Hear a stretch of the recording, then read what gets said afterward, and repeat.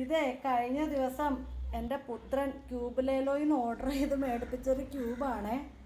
രൂപ 4000-ൻ്റെ മുതലാ. വല്ല ഉണ്ട കണ്ട ശല്യം ചെയ്ത് നടക്കുമായിരുന്നു പുറകെ. അങ്ങനെ അങ്ങ് മേടിച്ചു കൊടുത്തതാ. എന്താ വലിയ ക്യൂബറാവുമെന്നൊക്കെയാ പറയുന്നത്. വല്ലതും നടക്കുമോ എന്തോ.